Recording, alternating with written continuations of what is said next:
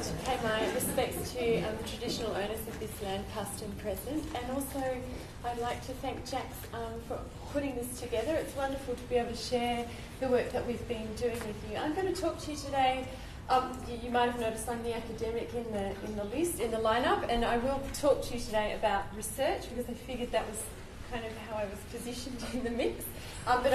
But I want to try and convince you tonight that we should think more about research, and that research isn't perhaps the most boring thing in the world and something that we should try and get done quickly at the beginning of a process, but something that should actually be embedded into a co-design process more broadly. But anyway, I'll talk to you more about that in a moment. I'm going to introduce you tonight to a thing called the Young and Resilient Living Lab, which has just gotten underway in Greater Western Sydney.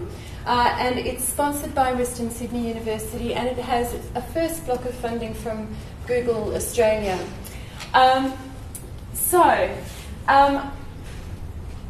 What are we all about? So basically we're interested in the role that technology might be able to play in supporting the mental health and wellbeing of young people aged 12 to 25. Before you sort of think we are terribly, techno-utopian, I do want to just explain that when we talk about wanting to leverage technology to support mental health and wellbeing, we're not thinking only about devices, hardware and software, but also thinking about the kinds of social relationships that sit around digital, and really trying to think about how do you mobilise digital as an increasingly prominent feature of everyday life, at least in this part of the world, in order to support mental health and wellbeing. So the Young and Resilient Living Lab is I'll read you out this terribly convoluted description and then let's unpack it and put it in real terms. It's an interdisciplinary, cross-sectoral research, incubation and prototyping ecosystem that targets the relationship between young people's digital practices and their experiences of risk, resilience and well-being.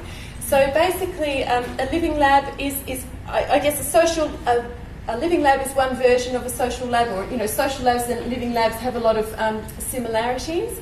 We are a socially focused living lab. We're very clear about that, and indeed a lot of our researchers come from a socio-cultural background, so we're very interested in harnessing socio-cultural thinking rather than just simply biomedical thinking, right? So getting outside that medical model to think about mental health and well-being. So the idea of this entity is to bring together young people, researchers, policymakers, practitioners, parents and technology providers to generate actionable research and evidence to support ongoing policy and practice. And then in the process of doing this, to design, create and trial innovative technology-based strategies that will promote the individual and community-based wellbeing. So we're not just focused on individuals, we're very focused around communities. And it's really here in this space today that I want to focus. So it's I'm just going to talk to you about a single piece of the work that we do. But first some notes on the ways that we work. We're based in Greater Western Sydney and sitting in Parramatta, which, as many of you would know, is one of Australia's fastest growing and most multicultural regions. It's currently undergoing a massive process of urban renewal, seeing a lot of government funding injected into building, and I apologise for this quite ugly PowerPoint slide. This comes from a government brochure. I hope not too many of you are associated with this brochure.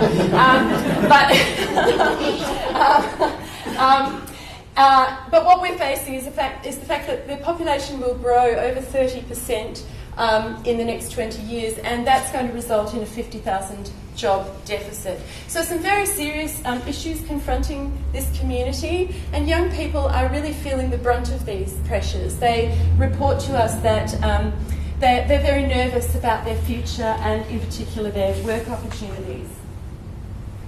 So this is a community that we might say is experiencing some kind of vulnerability, and these vulnerabilities, as you may know, go very deep. So what we're trying to think about is how can we run a social lab experimenting here long term to build wellbeing capacity in this community. So very quickly, just a couple of things about the way that we think about vulnerability. First of all, we know that some groups, because of socio-structural factors, are more likely to become vulnerable to long-term mental health difficulties than others, and that it's those groups that we really need to focus in on and support. But what we're very conscious of is, how can we do this without reinscribing the very same categories and identifications that make those people vulnerable in the first place? So there's a fine line to be walked there. We recognise that we're all vulnerable at one point or another, and that the difference between those of us who are vulnerable short-term and vulnerable long-term is indeed the support structures and networks that sit around you. So it's really about how do we mobilise the community dimensions, the social dimensions, in order to support wellbeing. And we also recognise that some of the very best examples of resilience reside in those we think of as the most vulnerable amongst us. So again, as with David's project, we're trying to come at this from a strengths-based focus, to think vulnerability as as not always a negative thing, but something that can be mobilised productively if we get the approach right. The other thing that we're very conscious of is that this is a population that has been worked on a lot by many social initiatives over the years, and there's a lot of fatigue in the community. And really what we're trying to do is use the social lab setting to mobilise the diversity of the community to address the challenges that are there. I think what often happens is that we design mainstream initiatives, and then these things are tailored to the most marginal communities, and that places a lot of burden on the organisations that support those communities. And so really what we'd like to do through our social lab process is to centre diversity, centre vulnerability, and design for vulnerability from the outset, and by and work with a model that means that we're addressing the most vulnerable at every moment along the way. And the reason we want to do this is because we're working with a definition of resilience that's about not just building a capacity in individuals and communities to respond to adversity, but also building capacity in those communities to actually transform the society they live in, to enhance the conditions of their everyday lives. So a sense of resilience as entailing also a capacity for transformation. But of course, working with mental health and wellbeing, it's a complex issue. There are no single causes, and there are no single solutions. So what we're trying to develop is ways of working with this complexity to generate not finite solutions, but to enhance a community's responsibility, right? So that capacity to think towards transformation. So really, the challenge for us is really how do we harness this complexity? And social labs provide us with one mechanism for doing that. And I think social labs are really important. And as you can see, you'd all be familiar, I think, with this kind of co-design process. But social labs, I think one of the greatest values that they have is to build a community of practice which is not just directed at designing solutions, but the social lab itself becomes part of the solution. It's a platform for community-based change. So they're spaces in which you have things like transfer of skills and so on, but you also have people connecting with one another in ways, across generations, ideally, to open up, and in doing so they open up new opportunities and so on. But I think one of the things that we've really grappled with in setting up this living lab is that there is a real dearth of evidence around vulnerability and the experience of vulnerability. Some statistical evidence, but not a lot of not a strong qualitative understanding documented that we can work with in the field. We also recognise that in our communities there's a real, all kinds of different expertise that we need to tap into if we're going to find meaningful, momentary or temporary solutions. If we work with that idea that there are no finite solutions, but, solutions along the way. And so it's really about finding a process that can work. But as I say, the evidence is really, there haven't been effective ways of surfacing the experience of vulnerability necessarily, and particularly not in relation to the idea of the digital. So there's a lot of concern in the community, for example, that digital can exacerbate existing vulnerabilities and compound difficulties people face. And this is certainly true under certain circumstances, but we just don't have enough understanding yet of really how those dynamics work. So for us there's a real need to prioritise evidence, but not academic evidence, not evidence for the sake of evidence, evidence that is actionable and evidence that is generated by the community itself. Because I think one of the things we want to do is we know that the needs of these communities are ongoing for now, right? And we want them to be able to respond effectively to the challenges they face and to harness the evidence that, or have a process that enables them to generate evidence and then wield that evidence effectively in designing for their futures. So what we've been talking about. Oh God, my slides are really not coming up well, are they? That's embarrassing in a design setting. It's because of the lights, but your face is lit up well. Oh, great! And now it's red. Okay, so where was I? So basically, we've been trying to think about, how can you empower the community to conduct their own research? And I think the other thing we're responding to is that a lot of the time social labs are focused quite strongly around a design process. Research is important up the front, but it's research configured as conventional research that already exists out there in the world. And what we want are ways of doing research iteratively, so that as the community works together, we are simultaneously generating evidence about what's going on in the community that can then be harnessed and fed back into the process. It can be used to inform policy and practice, and it can be, fed into for products, programs, etc., etc.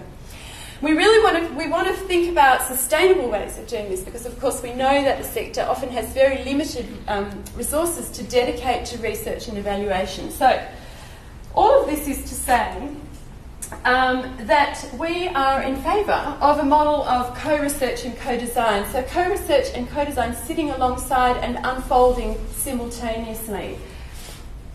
And inside the Young and Resilient Living Lab, there are a variety of different components, but I want to just focus here on our community co-research and co-design toolkit. And basically in that toolkit we've got a series of 4 existing tools. All of them have been designed with young people and stakeholders from across sectors. And what we'd like to do with these now is to test them with the community, to put them in the community's hands and to get them to really pull them apart and destroy them, using sort of the creative destruction philosophy, to kind of really put these tools through their paces so that we can rework them, so that they become tools that the university tools that the community can simply pick up and implement in an ongoing kind of way. So I'll just spend the last couple of minutes talking you through these 4 tools quickly. The first one is an engaged policy-making process. And this is a framework that's been developed in our team over a number of years now. And it's a way of centering key users or key end users at the heart of the policy-making process. So we've trialled it with young people. So it's currently got that focus. But basically it's a series of steps whereby we engage young people in conjunction with a range of other stakeholders to design and develop policy, implement policy, evaluate. And I think what's really critical here is that when we're working together to design policy, and when you're bringing multiple stakeholders together, obviously this produces a lot of tensions and difficulties. And this process helps us channel conflict or difference productively into a conversation. It doesn't seek to create consensus, but it likes to use difference to really drive the policy making process. We've also got an online consultation platform, which we're currently trialling as in a global setting to seek young people's insights and experiences of their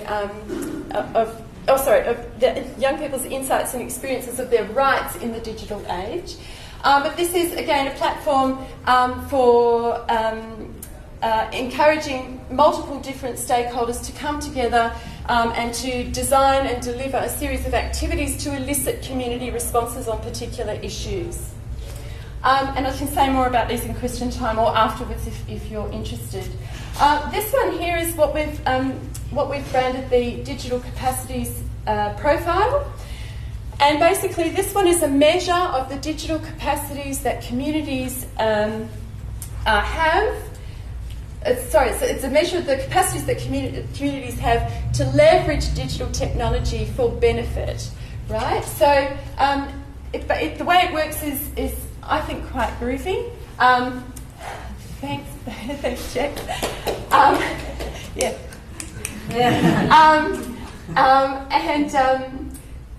So basically there's sitting underneath this pie thing that you can see is a set of indicators. These indicators are designed by community, about the communities that they're seeking to generate evidence about, right? So for example, say we want to know what the digital capacities of UTS are, then we would kind of work with key stakeholders from UWS to identify. Someone's trying to Skype. Someone's trying to Skype. I was like, wow, I'm talking about digital capacities and feeling completely incompetent. So a set of indicators that are designed, co-designed by communities to measure their own capacities. We divide them into the cultural, the political, the ecological, and the economic. So we're thinking about, it's a holistic measure of digital capacities. It doesn't think about whether you're included or excluded, whether you've got skills or not, etc., etc. It tries to take a very holistic snapshot of a community's capacity to really harness the potential of digital. And then the last one is currently branded Invisible Cities. This is one manifestation. It's called. We ran it in Western Sydney in conjunction with that fine establishment, the Daily Telegraph. This one is what we call a digital emotion mapping tool, and it's an interface that you can use either on a mobile phone or via a computer. And basically, person logs on. You're geolocated. There's a series of questions we ask, like. Why do you like this place? Who are you with? How often do you come here? These questions are able to be tailored. And then it asks the question, what would you like to see changed by this?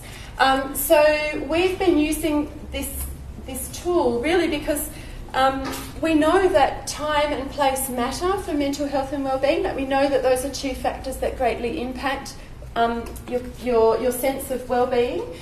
But we don't actually know a lot about the relationship between those factors, between time, space and well-being. So this is we're trying to use this to help us understand more about how space affects your sense of being well. And this one we're quite proud of. We engaged young people in Parramatta to map their emotions. And they were very generous in offering up a whole range of insights that we are currently preparing to feed into the Parramatta Council's, City Council's youth engagement process. The report for this one is imminent. Sorry, I had to think about whether that was eminent or imminent. It's definitely imminent. All right, so So there you have it. That's the toolkit. We're looking for partners who would be interested in trialling and testing these tools with us in different settings. But I think what we're really excited about is that, using tools like these, we can begin to embed co-research alongside co-design. So it's not just about generating the data, but we'd also like to develop a process for co-analysing the data and packaging it in ways that communities can then take hold of and run with. I think one of the key things is that one of the interesting things that has come out of the rewrites consultation has been that actually when you engage communities in co-research, that itself is a form of intervention. So just to make that point very clear, globally, children have been saying to us that their participation in this initiative has actually alerted to them to the fact that they have rights, and it's made them think about digital media in ways that they had often, where they had where previously they had taken it for granted. It had made them kind of think quite critically about their digital media practices and what they mean for the kind of future that they're going to have. So I think, this is the beauty of the social labs process, is that already by bringing people together and working collaboratively across different sort of boundaries, you're creating a platform for change right there. That's for me, one of the most powerful aspects of the social lab. Thank you.